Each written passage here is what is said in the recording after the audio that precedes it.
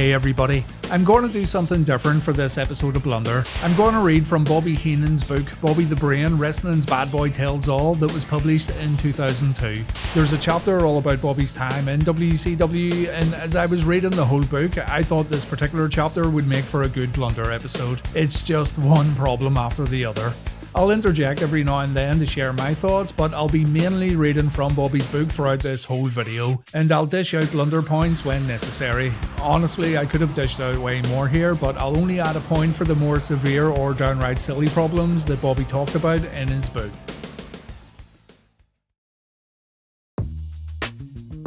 In WCW, I began what would be the worst 6 years of my life. It was more unprofessional than any place I've ever worked.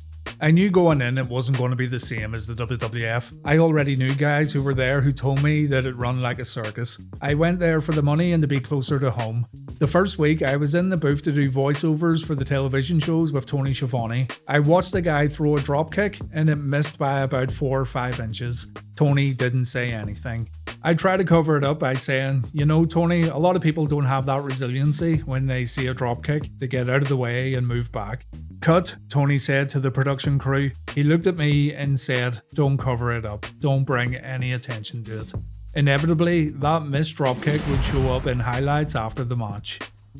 After a year there, I wanted to go back to the WWF. Around that time, I was calling a match with Brian Pillman against Eddie Guerrero at a Clash of the Champions show in January 1995. I told everybody from the outset never to touch me. That was just a given. To this day, I have a bad neck. After my surgery in 1995, the doctor told me that he didn't know if my neck was stronger or weaker than it ever was. When I did TV, I never watched the ring to call the action. I watched the monitor. You have to call what you see. I saw Pillman outside the ring and I started talking to Tony Schiavone. I couldn't see Brian at all. Pillman came up behind me and pulled my coat down over my shoulders and I didn't know if it was a fan or what. I stood up and said, "What the fuck are you doing?" I threw my headset off and started walking up the aisle. I stopped myself and thought, no, I'm going to finish it. Eric Bischoff didn't like what Pillman had done. I said, "Hey, you hired the guy. What's he coming over and touching me for?" Pillman apologized too. I said, "That's okay. You scared me. I didn't know who it was."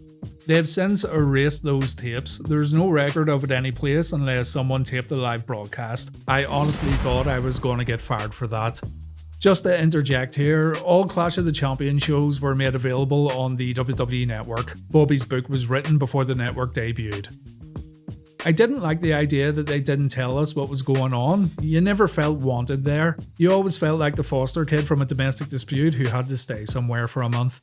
I made friends there who were professional and nice, but other than that, most of them were lucky to be working and have a job. They didn't have the training, mentality, or desire to do anything right. They were all very lucky to be with such a hillbilly company. After production meetings in the WWF, Vince McMahon would say, "Let's go have some fun." After WCW production meetings, we'd say, "Let's see if there's any free food left." But you'd go there and it would be all gone. People from production would walk by you and they would never say hello or talk to you. There was a makeup girl who was promoted to executive producer because she was taking it from one of the other producers. She looked like Mount Rushmore and smelled like Grey Poupon. She couldn't put her own face on. She was going to make me look good. There was another girl who worked there whom we called Wendy Turnbuckle. The greatest thing about being here is watching Wendy Turnbuckle and Angela Scurry when the guys come over. That's the greatest thing about it being here. She was just a slob. She was clumsy and always spilling water. She'd grab a rag to clean it up and she'd pull our headsets off. One day I saw her at the airport. Apparently Wendy was a diabetic. She was lying on the floor of the terminal and gave herself a shot in her ass through her jeans. Of course, there was a croissant from Burger King lying next to her. Picture a big pig lying on the floor with a needle sticking out of her ass. I leaned over to the guy sitting next to me and said, usually when they use those dart guns, they'll take the tusks right off of her.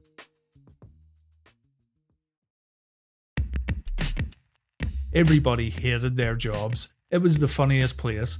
For example, if someone was in charge of tapes and someone was in charge of pens, the person in charge of tapes would say, "Don't touch that tape, I'm in charge of it, I have to move that." The person in charge of pens would say, "Would you like to use my pen?" The tape person would say, "I don't want to get involved in that."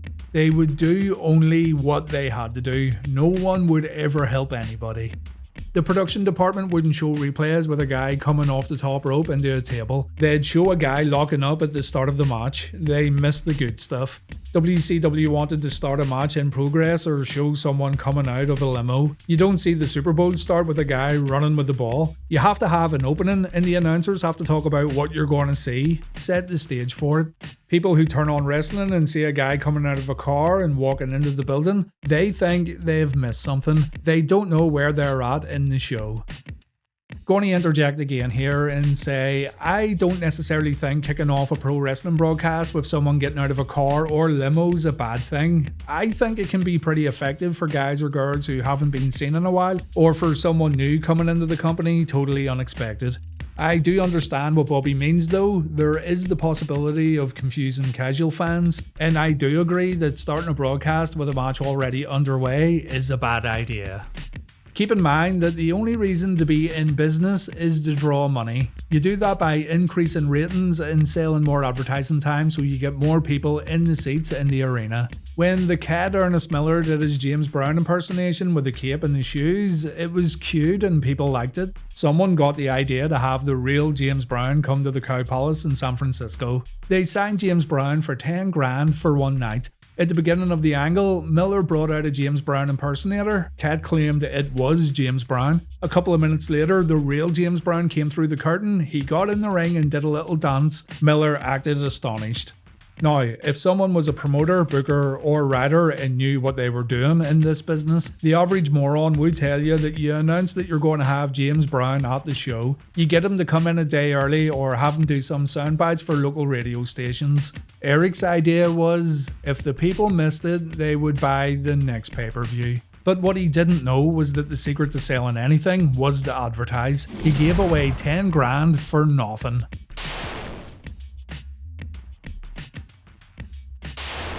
WCW even put the belt on actor David Arquette, which was a bad idea. But there was one nice thing about the whole situation. The money that Arquette made wrestling in WCW went to the families of the late Brian Pillman and Owen Hart. He didn't even know them. Everyone made fun of him, but they would have made fun of me if I had the lead role in Gone with the Wind. I didn't belong in that part. He didn't belong as champion. But that was WCW's philosophy. Double cross everyone, fool everyone. These ideas would make Good Morning America and the Today Show. They laughed at poor Arquette and you never saw him on those phone commercials ever again. Goldberg was the hottest thing WCW ever had. People were standing outside the building chanting his name. Mark McGuire came to Atlanta because they both like to work out. Goldberg went to Fulton County Stadium and McGuire ripped off Goldberg's shirt and rubbed his bat on it. That year, he hit 70 home runs. Vince McMahon would have had people take McGuire to the Louisville Slugger Company picking out the wood. He would have shown Goldberg working out in the same shirt before the visit. WCW didn't send anyone to the stadium because it wasn't their idea. They never wanted to take responsibility for those kind of things. No one would make a decision on anything, and the decisions they did make were bad. They made Kevin Nash the booker, along with Terry Taylor and some other guys, and Nash went out and beat Goldberg, the hottest thing WCW had. Nash shouldn't have beaten a man that was over like Goldberg was. The time to beat Goldberg was when it was time to pass the torch. Andre did that for Hogan, he let Hogan beat him. Plus, WCW needed to go all the way with Goldberg and build him up, but they didn't have that capacity. Nash always loved showing the guys fighting in the back, but the cameras would cut back to us and we would never comment on it. He had to do it like it was a television segment, as if we didn't know what was happening. When he would do something in the back, he would always clear out the hallway. He should have had people walking by to make it look normal. They always had fights in abandoned parts of the building. Why would they be in that part of the building? No one else was there. When Goldberg's winning streak ended, that was the beginning of the end. That in the match between Hogan and Nash where Hogan pushed Nash down with one finger and pinned him. All that with 40,000 people in WCW's own backyard of Atlanta, the home of the company. After that show, Mike Tenay, another announcer, and I told Tony that the handwriting was on the wall. He shot back with, "You bunch of paranoid sons of bitches. How are the Braves doing, Tony?" When I worked with Mike Tenay, we used to call his wife Karen Fingers. Any salt shaker on a restaurant table went home with her. Mike never took a bump for a living, but he did when Jeff Jarrett hit him with a guitar. Most of the guitars were gimmicked, that one wasn't, and it hurt. I always wondered how many times Jarrett could hit someone with a guitar. He went through more of them than Johnny Cash. Tenay was the perfect guy to make fun of with all the knowledge he had. Lee Marshall was hard to work with because he wouldn't come back on me like Monsoon did. What he didn't understand was that I'm 6 feet, 230 pounds, and I'm a sneaky coward, and I used to wrestle. Monsoon used to wrestle, and he was bigger than me, so I was playing the coward and I had to back down from him. Marshall was just a dumpy looking announcer. I couldn't be afraid of him and couldn't act that way, just like I couldn't act afraid of Tony. But Tenay was perfect. He would put me in my place with a whole bunch of words that had me confused. I would try to figure out what he would say about me, but I wouldn't fight him. Marshall was the kind of guy you'd want to hit. Guys like Gordon Soley you had respect for and wouldn't touch. Gene Okerlund too. I never liked guys grabbing Gene during interviews. Some would say grabbing someone as if you were really going to assault them takes away your credibility, but that's ridiculous. If you're a masked guy who just ate a chair and teamed up with the Wolfman against 2 midgets and a woman in a cage, where is the credibility in the first place? Mike's a real smart guy. Everything I needed to know I'd ask Mike because he eavesdrops on the wrestling world. He always did his homework but was dissatisfied in WCW. He would ask questions and people would just scratch their heads. It was fun working with Mike and I respect him and Fingers a lot. Wait a minute, where's my wallet?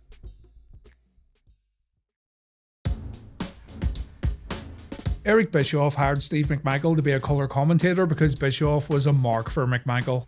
Mark is normally a derogatory term that refers to a wrestling fan who believes that the sport is real. In this case, however, it just means that Bischoff had a blind devotion to McMichael and ignored any of his shortcomings.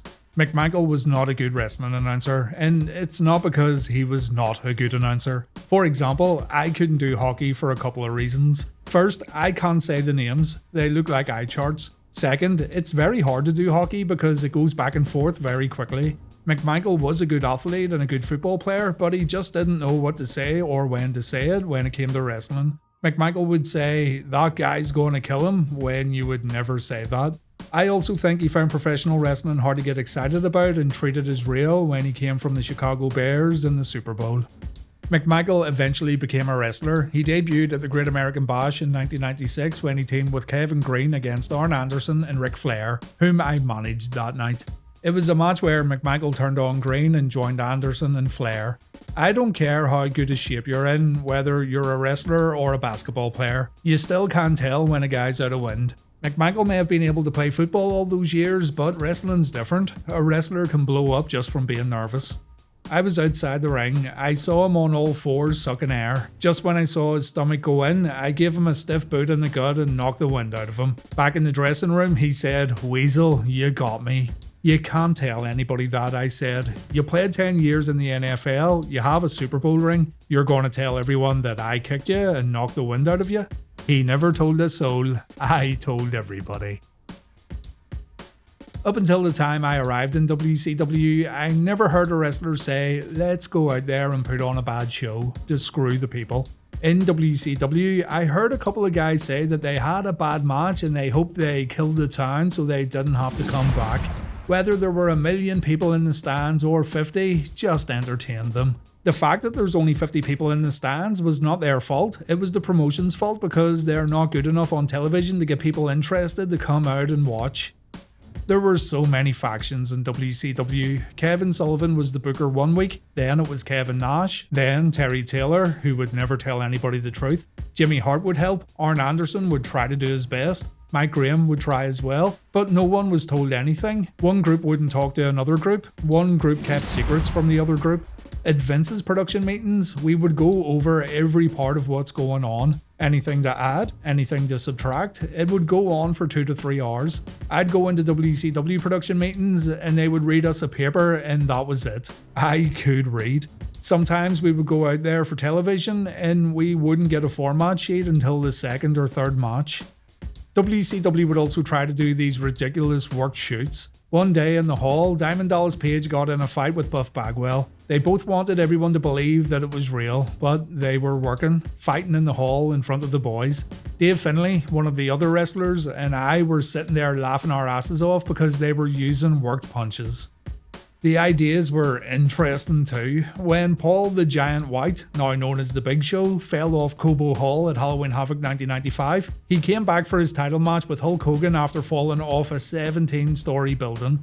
They were going to put a fish in his trunks and say he fell into the Detroit River. I told people they expected him to fall off the roof, so they put airbags on the ground to cushion his fall. What else are you going to say? A guy fell off the building and came back for his championship match? No one at WCW knew how to promote the big man. He didn't know how to be a giant because he started taking bumps right away. Andre would never do that. The giant was just a big guy who was an average wrestler, not a true giant. The Nitro Girls were good. I didn't like them in the beginning because I didn't like Kimberly Page, who was married to Diamond Dallas Page. She had a bad attitude. She would say hi to you only if she wanted to. Before she was a Nitro Girl, she was just Dallas's arm piece. When she became the Nitro Girls choreographer, she wouldn't talk to anyone. I didn't care. One less person I had to bother with. The Nitro Girls could dance and they looked good, but they started making them into wrestlers. They couldn't work and no one wanted to see them work. It's like Elizabeth and all the other female managers. You can't have a woman manager. There's no payoff. Alright, just going to call this one out. I think Bobby was wrong here, and I think female managers are awesome. He is going to explain his reasoning next, but I just don't agree with his take. If a manager gets involved in a 6-man, the payoff is the cage match. You can't throw a woman in a cage and get blood all over her, and a man can't beat up a woman unless it's Sherry Martel, who could kill anyone. No one wanted to see a man slam Elizabeth or punch her, but they would want to see them do it to me. The 6-man example is pretty specific, a little too specific I think. There's many ways a female manager can get weaved into storylines, so as much as I love Bobby Heenan, I just don't agree with his assessment here. The WWF's a wrestling company that needs television to survive. WCW was a wrestling company that just happened to be on TV because it was owned by a television company. We were the only thing making them money. We had better ratings than the Atlanta Braves, but WCW was always the whore sister of the Time Warner family. The kind that goes out every night, turns tricks and makes money. The family lives in a big home, drives new cars and dresses nice, but they don't want to tell anybody where they're getting the money. We were making more money than any division of that company, but no one wanted to give us any credit for it because it was wrestling. This is true, and it's something that's been brought to light again, as a pretty prominent wrestling journalist has spent the last month or so comparing AEW to WCW. Just thought I'd throw that out there. WCW was like the city of the living dead. No one spoke and there was no camaraderie. The underneath guys didn't like the Mexicans. The middle guys like Benoit, Dean Malenko and Eddie Guerrero were never going to get a break because Bischoff liked to use Kevin Nash and other big guys. Most of the people in WCW couldn't find their ass with both hands. I suggested an idea once on an angle with Cactus Jack and Max Payne. Eric told me, "We do all that, you stick to announcing, you're just an announcer." I said fine, I never gave them another idea. It hit me. I would go in and get my check every 2 weeks. I had first class airfare, expenses, guaranteed salary, medical, and I only worked a couple of days a week. I didn't care about anything. All I cared about was doing my job and getting my money. I didn't care if a guy came out dressed like a goose. I just wanted to get out of there. It wasn't fun anymore. When it's not fun, it's hard to work and it comes across. WCW was ran by people who were not in the business. Sam Muchnick was never in the business, neither was Dennis Hilgard, neither was Wally Corbo, but they knew how to promote. These guys in WCW, it wasn't their money, it was Ted Turner's money. They didn't have any idea how much money they were making or losing, nor did they care. Sure, Nitro was number 1 for 83 weeks, but that was because of Vince McMahon. He was running those vignettes on Hogan being old and Savage being old. It made people aware of where Hogan and everybody were, so the fans started watching WCW. Again, this is something I don't agree with. I don't think WCW's success came from the Nacho Man and Huckster vignettes, and I don't think these vignettes made people tune into Nitro every week. Nitro was immediately competitive with Raw from its debut in September 95. The Huckster vignettes didn't air until January 96. During that time, the announcers were criticising the WWF product on air. I never knocked Vince one time. Eric Bischoff asked me once, "Are you still working for him?" I said, "No, Eric, I'm not working for him. The reason I don't knock him is that I spent 10 years there. How stupid would I look to rip on the WWF? I'm hired by this company to put over this product. Sears people don't talk about JCPenney." One night, Vince had a pre-recorded Raw show against a live Nitro. The WWF switched their title that night to Mankind. Eric announced the finish and what was going to happen on Raw. His mentality was people would know the finish and not want to watch it. Everybody watched it. Vince did a 7 that night in the ratings, we did a 2. Yeah, this is false. I'm sorry. I'm sure it seems like I'm jumping in to defend WCW at every given opportunity here, but Bobby's numbers are way off. Raw did a 5.7 that night and Nitro done a 5. It's still a pretty good number. Bischoff was even challenging Vince to matches in the ring. If that match ever happened, Vince would have killed him. Eric Bischoff's like every other guy that got into wrestling that didn't have the wrestling mentality or wasn't from the business. This guy was a kickboxer. I always called him Kung Fu Charlie. He won different coloured belts from some strip mall doing taekwondo with a bunch of 11-year-old kids barely touching each other. Bischoff never did anything but kickbox. He had threatened people, he was going to kick this guy's ass and this and that. I never had a problem with Eric. He gave me 3 contracts and 2 raises, but he just wasn't a friendly guy. He even admitted it when I asked him to go out for a few beers with me. To put it simply, Eric Bischoff wanted to be Vince McMahon. Vince is Neiman Marcus, Bischoff is Walmart. He just couldn't be Vince. He didn't have it. Maybe he does for other things, but not for wrestling. He told me one day, "I'm going to put the stake in Vince McMahon's heart, pull it out and do it again. That stake's located in someone else's body, and it's in a different area." Bischoff would say to me, "You never took a company to the top for 83 weeks like I did. I've been to the top of a lot of companies for 36 years, not for a year and a half. That's success if you can do it for more than that. Vince has done it, Bischoff hasn't." They wouldn't tell us the finish of the matches of the angles that were supposed to air. Bischoff would justify that by saying, "We want you to react like it was a shoot." I told him, if it was a shoot, you know what we'd do? We wouldn't say anything, because we've never seen one in the ring. Maybe it would be better to tell us so we can enhance the product. We didn't even know that Hulk Hogan was turning at Bash at the Beach in Daytona during the summer of 1996. They kept him in a car the whole time. We didn't even know he was in it. They were so touchy at Turner. I used to make midget jokes when I worked for the WWF. Once I said, "Don't ever touch a midget, you never know where they've been." I saw the Haiti kid doing sit-ups the other day under a 57 Chevy. Nitro had a Mexican Battle Royal. Eric approached me and said, "Don't do anything insulting." "First of all, Eric," I said, "you're talking not to Ray Heenan, but the character Bobby Heenan. There are 12 midgets out there with masks on. What is Bobby Heenan going to say?" "You can't. Midgets will ride in." They can't reach the mail slot," I responded. "Bobby," he said, "be careful." What was I supposed to do? They all got in the ring and the only thing I could come up with was, "It looks like the ride at a daycare centre." I told Bischoff once that I could save him a fortune with the Lucha Libre stars. "How?" he asked. "You're bringing 12 guys in from Mexico City," I said. "Why don't you bring in 2 and keep 10 masks? They're all built the same and do the same moves. No one will know the difference."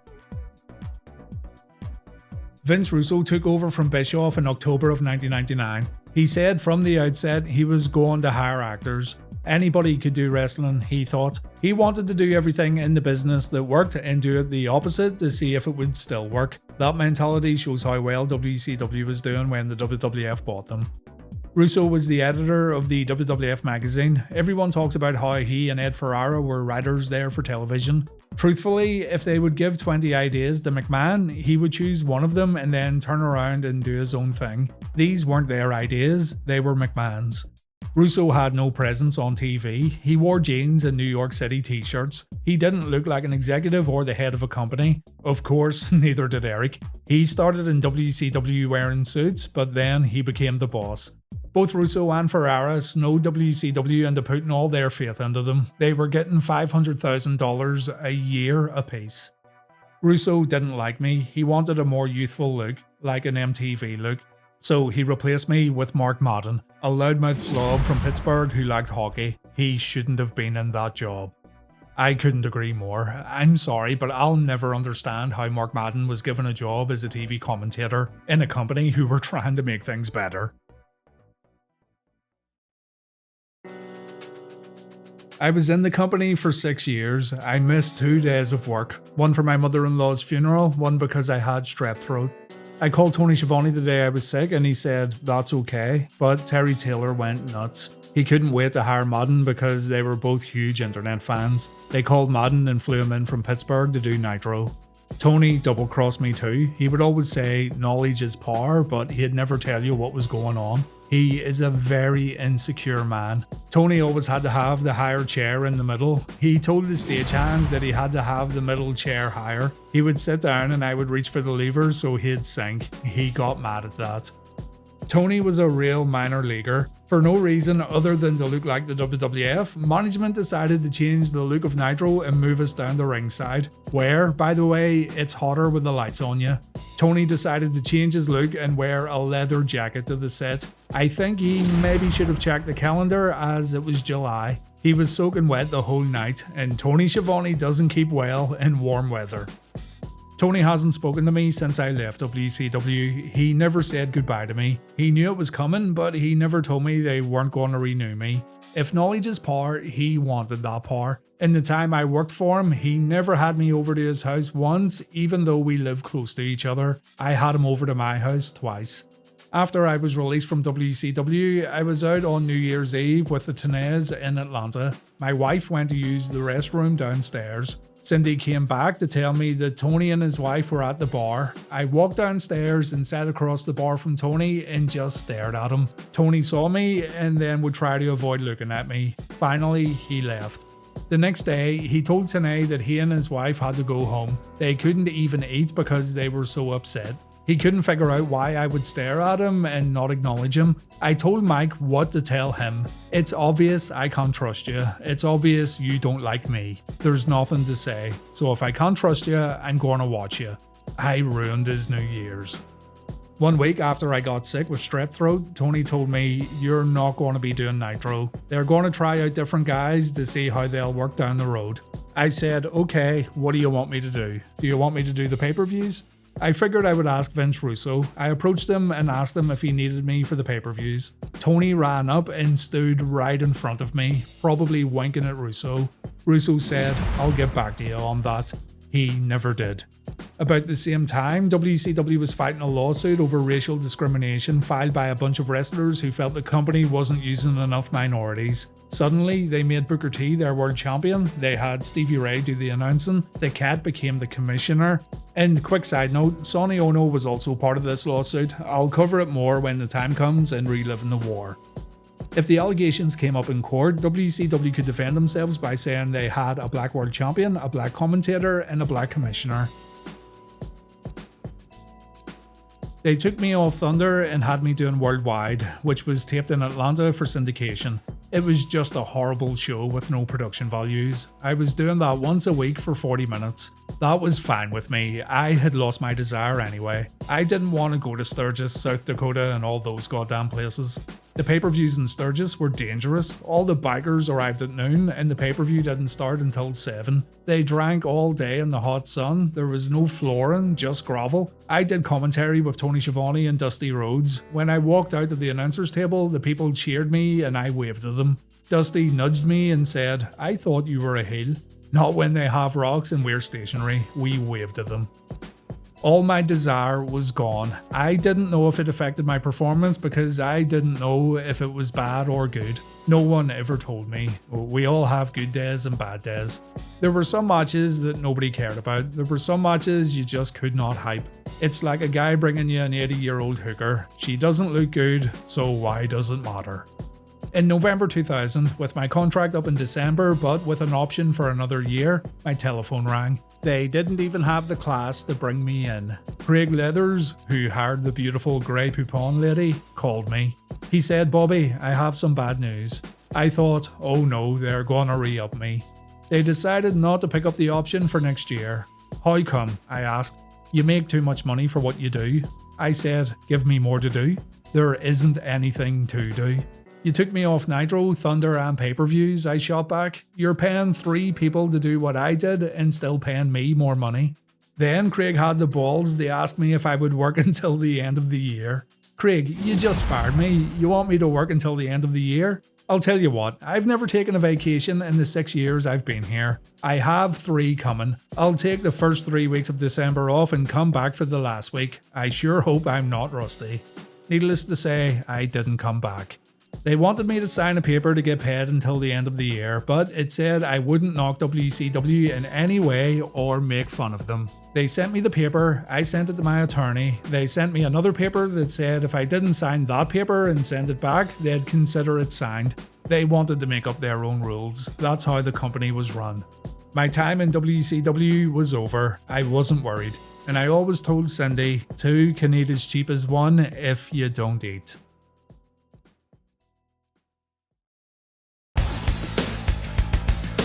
Well, that was pretty insightful, wasn't it? 17 blunder points in total, so Bobby Heenan hating WCW is joined 3rd on our blunder leaderboard. I will say this, as bad as Bobby's experience was in WCW, don't let it take away from his work as a commentator. Heenan was still great at his job, and you might even appreciate his work in WCW a bit more now that you understand how he felt about everything that was going on behind the scenes. That's going to do it for this episode of WCW Blunder though. I do recommend Heenan's book, but for some reason the price has gone up in recent years. It's been long out of print, so do bide your time if you're going to purchase on eBay or Amazon. Cheap copies should pop up every now and then. Thanks for watching everyone, and please take care.